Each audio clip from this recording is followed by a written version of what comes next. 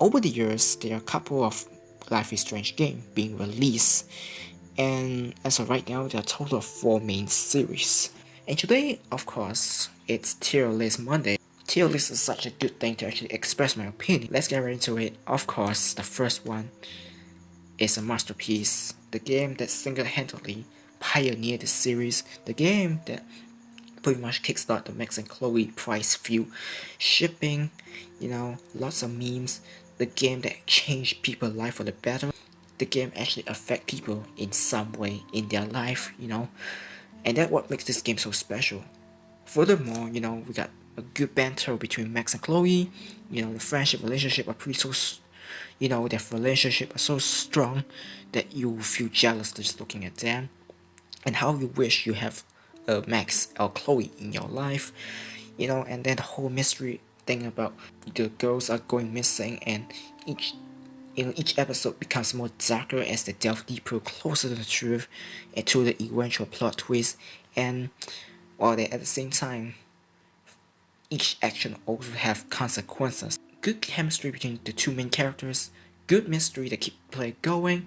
I don't think any game could top this masterpiece. You could say this is a one-hit wonder, I suppose.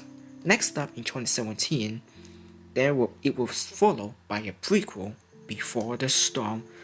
Unfortunately, I just don't like it. At first, we get to see Chloe, before the whole storm thing, before the whole incident in the first game, we get to know her better. As much as I enjoy it, but her appearance was just completely distracted by Rachel Amber, who spent like the next 3 episodes just finding her real mother that have no relation whatsoever to the first game. Like, if you want to make a prequel, make it so that the prequel actually connect into the first game, the main game, so that we can see some recurring character. But no, they add a lot of characters that was never seen in the original game and created a lot of plot hole. Like, yeah, what happened to Rachel's mom later on? Did she went somewhere else? What happened to her? I have no idea what deadline trying to go with this story of Rachel Amber. Like, I feel like they wanted to make a story that sets up for bigger stuff, but eventually falls apart because, this is a prequel. It gotta end with Rachel disappearing and die, but they end up making something far worse. Like, what happened between Frank and Rachel? How did they hook up? That's the main problem with the first game. We heard Frank talk about Rachel, they hooked up together. So when people play Before the Storm, people was like, oh, maybe they will explain everything. Nope, nothing else. Nothing was explained, and people were just left on a cliffhanger more and more. Like, if you're gonna make a prequel, make it so that it actually ties up to all the question from the first game. But no, he ends up creating a prequel that opens up more question mark that will probably never be solved. But it is what it is. We got some good soundtrack, but could be better. Next up, Life is Strange 2. Once again, could be better. Actually, I'm gonna put this ahead of Before the Storm because it don't have any prequel bullcrap. I don't think this game is bad at all. Sure, it got some questionable moments, like some kind of issue with the game, but I don't think it actually single-handedly ruined the game. Just because you don't have Max and Chloe doesn't mean the game is terrible. Just because the game has some kind of politics, briefly mentioned, doesn't mean the game is bad. The main problem with this game is that we're on a road trip, we went here and there, and just like, oh, we meet some of these characters and then just disappear, just like that.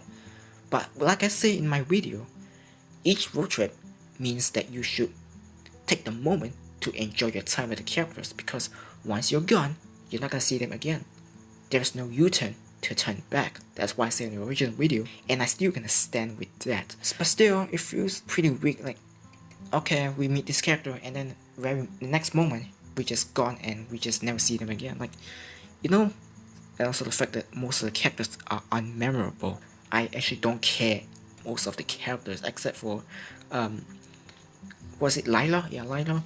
That's about the only one I care about. Overall, like I said, Life is Strange 2. No as bad as what people say. And finally, the last game. I don't even want to talk about this game. This is a massive disappointment in the Life is Strange series. Once again, shameless plug. I make a review on why I think Life is Strange True Colors is truly disappointing. Go check that out. I feel like this game tried to play too safe with Life is Strange original, you know. After the success of the original, Jack Knight was, oh, maybe we can replicate it by just making the same story, but it ends up falling hard on your face. Like, the characters, you know, gone through a lot of nightmare, gone through a really terrible past, you know, go through a nightmare, and then she come to this beautiful town that you wish you can live. And then her brother died, and you have to find the truth. And then the predictable villain all screams Life is Strange 2.0. It's like, when I played Life is Strange, I was expecting different story, you know, different characters that I could actually relate to, but no. Alex Chan, as much as I enjoy her empathy powers, felt pretty weak. Her power wasn't utilized well enough. Like, oh, I absorb her feeling, absorb this guy's feeling, now I'm scared. I absorb this guy's feeling, now I'm mad. And it went nowhere. I was like, oh, maybe if I taking it and like helping the wrong person, my emotion will become unstable and ends up becoming this crazy self. But no, she just like mad like few moments and she just brushed it off like nothing ever happened. And so not to mention the DLC is pretty tedious too. Like, yeah, sure, we get a returning character, but you know, besides knowing some of her backstory, you know, most of the time we just wander around in the record store doing our DJ job, and that's it. It's like, I wish we could go outside to talk to people, you know about Gabe, you know, since a lot of people say Gabe is the one help building the town to be better, you know, he contribute a lot, but I wish we could go outside to know more about that, but no, we're stuck in this radio station, and we can't go out there. Kinda sucked. Overall, pretty bad experience, and once you beat the game, you don't want to play again. I highly suggest you to buy this on sale because this game is pretty expensive. So yeah, those are my 4 games, and you know what? Let's pretend this is Remaster Collection, and I will put this here. Oh, hang on, I'm gonna put this. Don't buy. Yeah, that's it. Just pretend this is Remaster Collection. It's not good, it's not worth your time, don't even bother, full of bugs and glitches. Yes, they are fixing it, but the initial review is pretty bad. So yeah, don't buy it, don't touch it, don't even talk about it, just stick with your original. So yeah, those are my opinion on what I think about the Life is Strange series as of right now. Overall, pretty bumpy road experience, and I don't think they can top the masterpiece of this game. Since Jack Knight is now handling the project, I don't think they have the chance to outshine Life is Strange the original. Let me know below what's your opinion, and if you agree/disagree, be sure to comment below and tell me your opinion peacefully.